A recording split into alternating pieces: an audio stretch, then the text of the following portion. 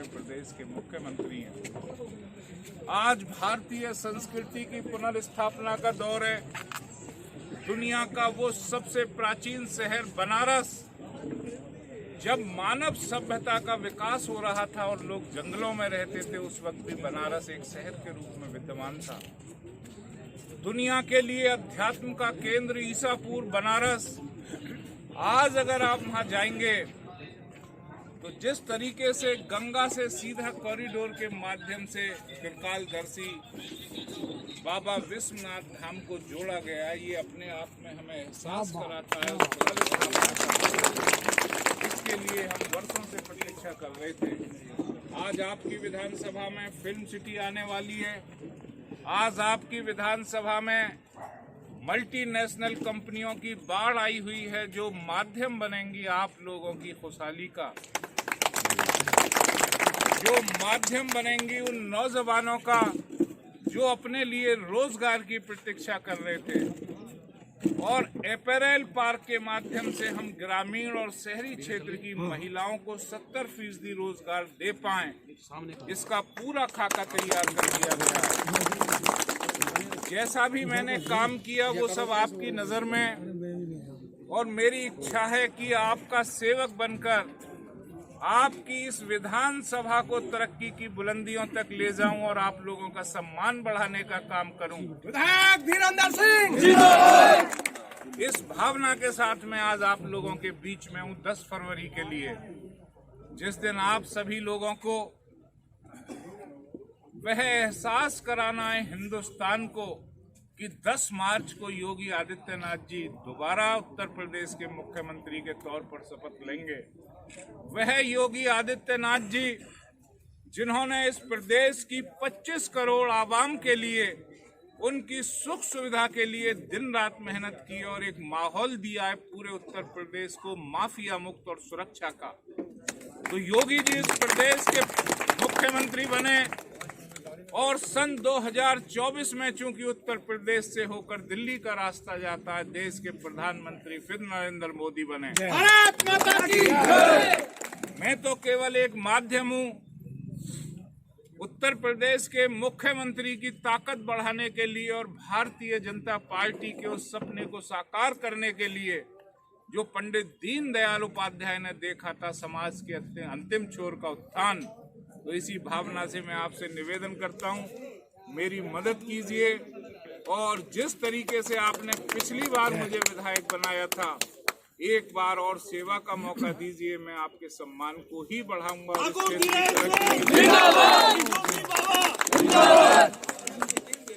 भारत माता की जाइए जाइए, अब आइए रमेश जी, सोसाइटी के लोग आ जाओ। सोसाइटी आइए, चलिए भाई रमेश, आ जाइए सर, आइए आइए। रमेश जी का है, रमेश जी आइए हो गया। अपने कर्नल साहब हैं, मेजर साहब, मेजर साहब।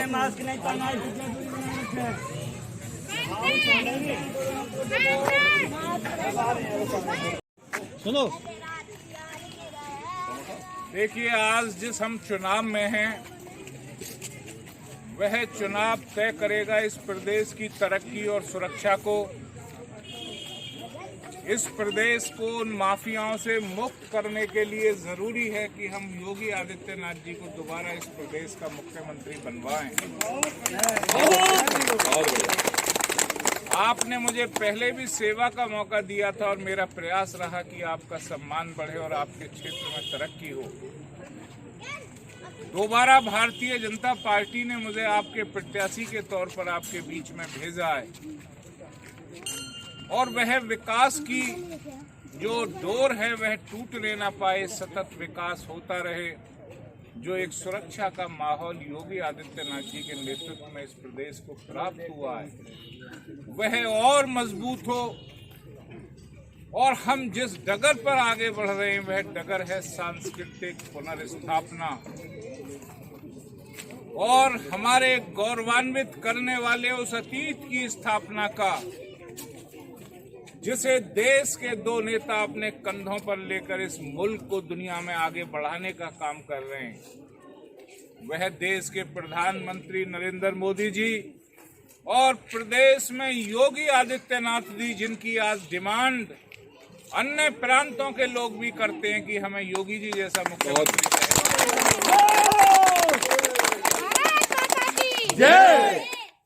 10 फरवरी को हम सभी का यह धर्म है, कर्तव्य है कि हम इस महायज्ञ में अपनी आहुति, वोट रूपी आहुति खुद भी दें और हर व्यक्ति ये संकल्प ले कि मुझे 10 लोगों को बूथ पर ले जाना है।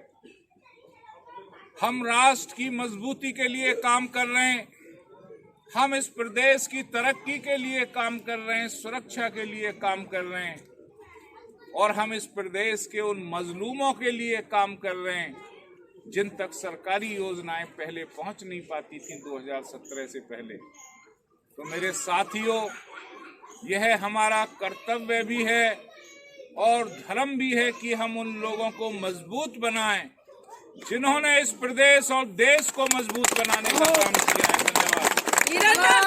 धन्यवाद। जिंदाबाद, जिंदाबाद, जिंदाबाद, जिंदाबाद।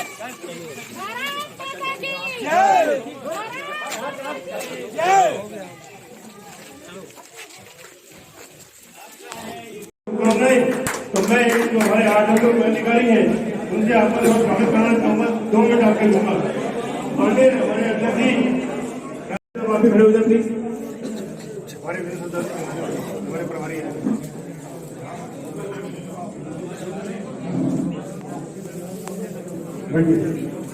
को विशेष रूप से नमन, जिस उत्साह से उन्होंने मेरा स्वागत किया उसके लिए मैं आभारी हूँ। मैं कमल का फूल हूँ और एक माध्यम हूँ आपके और लखनऊ के, और 10 मार्च के लिए जब हम सभी लोग इस प्रदेश में योगी आदित्यनाथ जी को दोबारा मुख्यमंत्री बनाएंगे, मैं माध्यम हूँ सन 2024 का, क्योंकि दिल्ली का रास्ता लखनऊ से होकर जाता है। हम 2024 में फिर से प्रधानमंत्री के तौर पर नरेंद्र मोदी जी को लाएंगे। भारत माता की जय। हम सभी का यह संकल्प है जिसके लिए हम राष्ट्रोत्थान के साथ साथ इस देश की संस्कृति की उस पुनर्स्थापना का प्रयास कर रहे हैं जो कहीं अतीत की गर्त में दब गई थी। आज दुनिया का सबसे पुराना शहर बनारस, जब मानव सभ्यता अपनी शैशवावस्था में थी और लोग जंगलों में रहते थे, उस वक्त भी बनारस शहर मौजूद था और सबसे पहले नगरों में रहना लोगों ने वहीं से शुरू किया था। पतित पावनी मां गंगा के तट पर स्थित बाबा विश्वनाथ का मंदिर, जिस पर अनाधिकृत आसपास कब्जे कर लिए गए थे, आज जब आप गंगा मैया से उतरकर सीधे कॉरिडोर के माध्यम से जाएंगे, आपको भारत की वह विरासत नजर आएगी जिसके लिए हिंदुस्तान पूरी दुनिया में जाना जाता था। यह दौर है देश की उस संस्कृति को स्थापित करने का, और जिनके नेतृत्व में यह काम हो रहा है वो है हमारे यशस्वी प्रधानमंत्री और प्रदेश के मुख्यमंत्री। जहां तक हम जेवर विधानसभा की बात करें, पिछले 5 साल में आप लोगों ने जो मुकाम हासिल किया है वो 70 साल में भी कभी नहीं हो पाया। आजादी के बाद से और 25 नवंबर तक कोई भी प्रधानमंत्री आपकी विधानसभा में नहीं आया। यह सौभाग्य भी आपको और मुझे प्राप्त हुआ कि देश के प्रधानमंत्री हमारी विधानसभा में आए और वह भी सौगात लेकर उस एशिया के सबसे बड़े अंतर्राष्ट्रीय एयरपोर्ट की, जो आप लोगों की खुशहाली का माध्यम बनने जा रहा है, जो माध्यम बनने जा रहा है उन नौजवानों के रोजगार का, जिसकी इस क्षेत्र में बेहद कमी नजर आती थी। यह एयरपोर्ट माध्यम बनेगा इस क्षेत्र के व्यापारियों के उत्थान का, उद्योग धंधों को विकसित करने का यह 5 साल का करिश्मा योगी आदित्यनाथ जी ने इस प्रदेश को दिया है। 7वें नंबर से उत्तर प्रदेश की इकोनॉमी दूसरे नंबर पर आ गई। प्रधानमंत्री आवास योजना में उत्तर प्रदेश का प्रथम स्थान आया और जो एक सुरक्षा का भाव प्रदेश के मुख्यमंत्री ने इस प्रदेश की आवाम को दिया, वह भाव प्रदर्शित करता है उन कुशल प्रशासक की कर्मठता का और कर्मयोग का। इसलिए मेरे साथियों, उससे कोई खता भी हुई हो तो उसके लिए मैं क्षमा चाहता हूं। हमारा मकसद है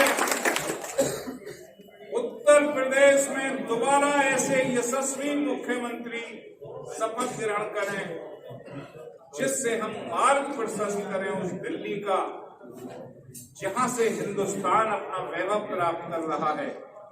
यही शब्द मुझे आपसे कहने थे। जो कि हम राष्ट्र के उत्थान की बात करते हैं, इसमें कहीं कोई जातीयता बीच में नहीं आती। जब हम राष्ट्र की मजबूती की बात करें तो हमें सारे गिले शिकवे भूल जाने चाहिए।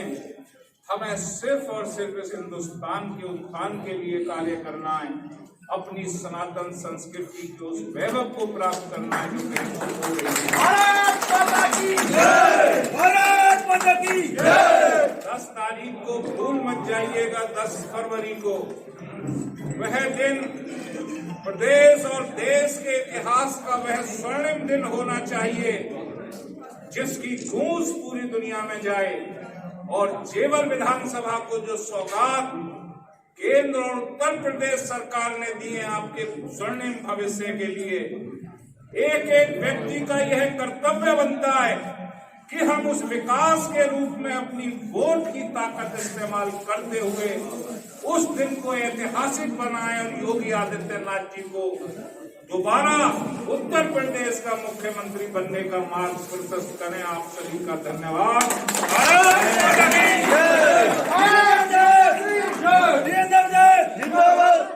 भाई सुनील जी का मैं धन्यवाद नहीं कर पाया। ये आयोजक है कार्यक्रम के, मैं समय बचाना चाहता था और भी वक्ता थे, मैं क्षमा चाहता हूँ क्योंकि ये चुनावी दौर है, इसमें हम लेट हो गए थोड़े से, ना चाहते हुए भी।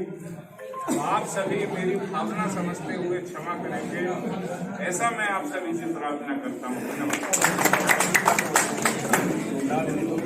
हमारे बीच में कृष्णा हॉस्पिटल के चेयरमैन डॉक्टर अब्दुल त्यागी जी, ओमप्रकाश अग्रवाल जी और अभी ये पेड़े लाए गए मुझे खिलाने के लिए। अब मैं आपको कैसे समझाऊं कि मुझे जेवर को तरक्की की बुलंदियों तक ले जाना, मुझे पेड़े की नहीं, आप लोगों की खुशहाली की भूख है। पिछली बार भी आप लोगों ने मुझे असीम स्नेह दिया जिसकी वजह से मैं उत्तर प्रदेश की उस पंचायत में पहुंचा जहां मैंने प्रयास किया कि इस जेवर विधानसभा को ऐसी विधानसभा बनाया जाए जिससे यह पूरी दुनिया में मशहूर हो। जिस मिट्टी में मैंने जन्म लिया उस मिट्टी का मुझ पर कर्ज था और वह कर्ज था क्षेत्र का पिछड़ापन, लोगों में असुरक्षा की भावना, नौजवानों के रोजगार और समाज के अंतिम छोर तक सरकार की योजनाओं का लाभ नहीं पहुंचना। ये 4 बातें ऐसी थीं जिन्हें मैंने लक्ष्य बनाया और मैं सौभाग्यशाली रहा और आप लोग भी उस कार्यक्रम में आए।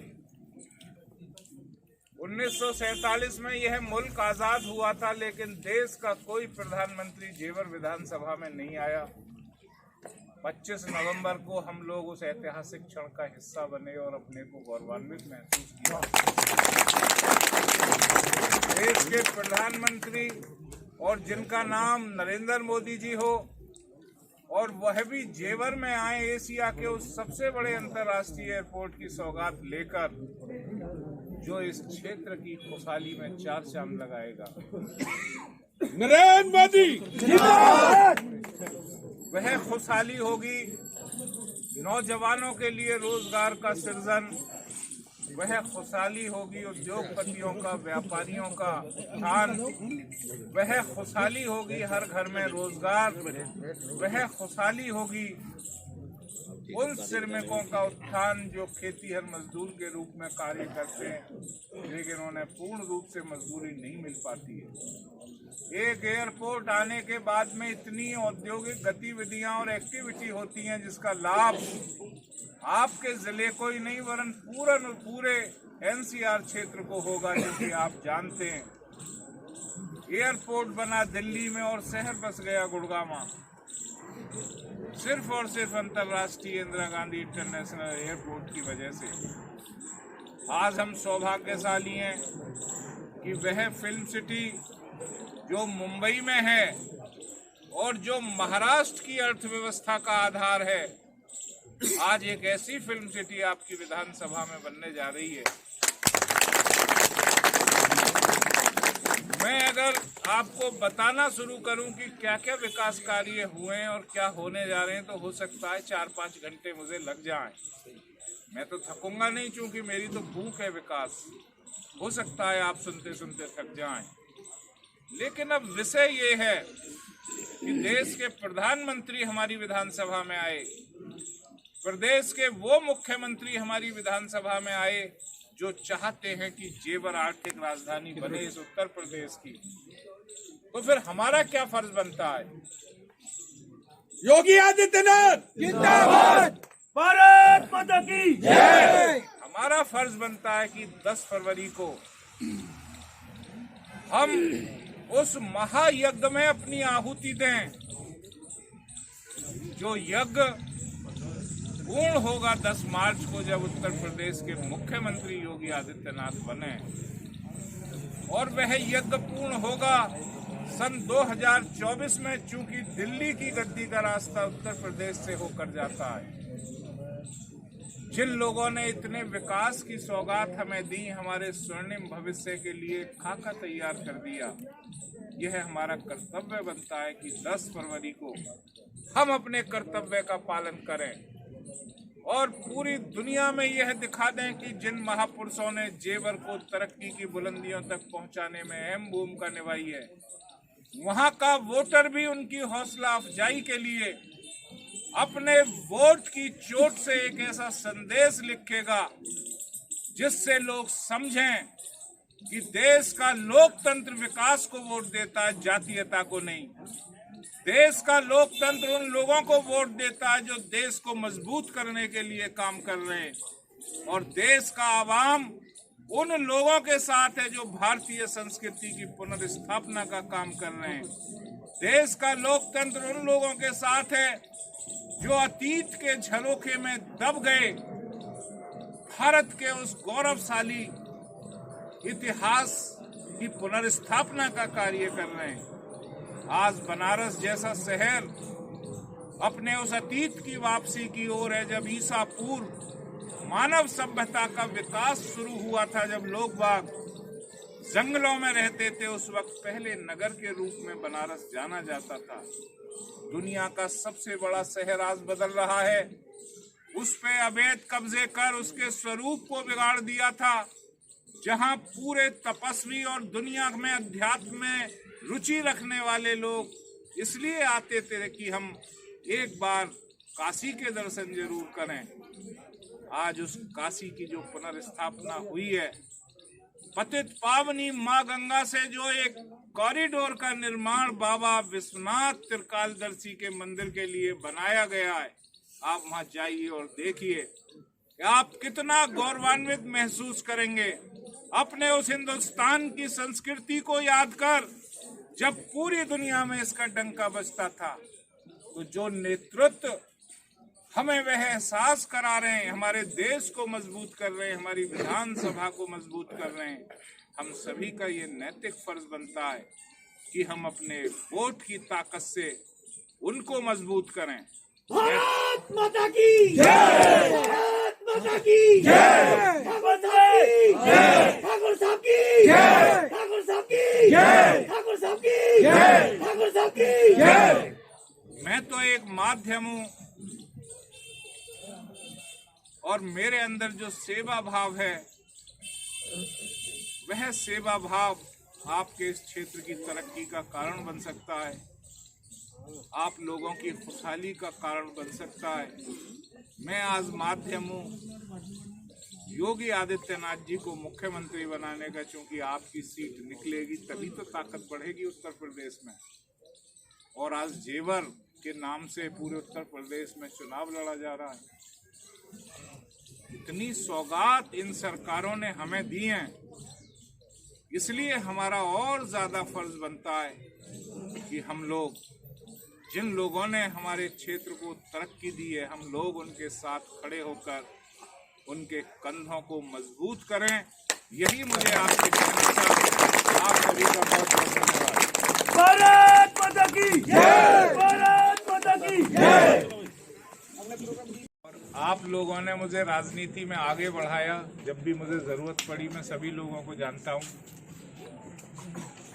और परिवार की तरह मेरा हर समय सम्मान आप लोगों ने किया, जिसके लिए मैं पुनः आपको बधाई देता हूं। राजनीतिक भाषण देने की आवश्यकता इसलिए नहीं है कि आप सभी जानते हैं कि 5 साल में जेवर को क्या मिला, आपका विधायक कैसा है और प्रदेश में योगी जी की और देश में मोदी जी की क्यों आवश्यकता है। ये 4-5 ऐसी चीजें हैं जिसके बारे में आप जानते हैं। बस इतना कहना चाहता हूं कि जिस मिट्टी में मैंने जन्म लिया, गजेंद्र जी मेरे भाई खड़े हुए हैं, ये सारी बातें जानते हैं, उसका कर्ज मेरे ऊपर विद्यमान है। और मेरा प्रयास था 5 साल में भी और अब दोबारा भी कि मेरी विधानसभा दुनिया की अति विकसित विधानसभा बने, आप सब लोग खुशहाल रहें। मैं आपके सेवक के तौर पर आपका सम्मान पूरे देश और दुनिया में आगे बढ़ाऊं, यह मेरी हमेशा भावना रही है। आगे भी मैं इस भावना से काम करूं। इसलिए आपसे निवेदन कर रहा हूं कि 10 तारीख को आप इस प्रदेश के भविष्य के लिए, आप देश के भविष्य के लिए, चूंकि मैं तो एक माध्यम मात्र हूं, आप अपना वोट कमल के बटन के आगे लगाएं। निश्चित तौर से आपका सम्मान, आपकी खुशहाली और विकास कराने का वायदा मैं आपसे करता हूं। धन्यवाद।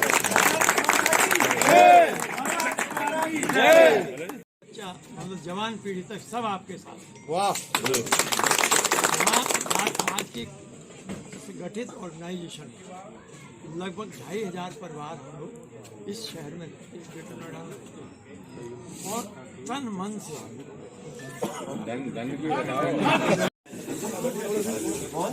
एक सेकंड सर, एक्शन बिल्कुल फुल माइंड से। अरे तालान साहब थोड़ा आगे आप आगे। अरे इनको बहुत जरूरी है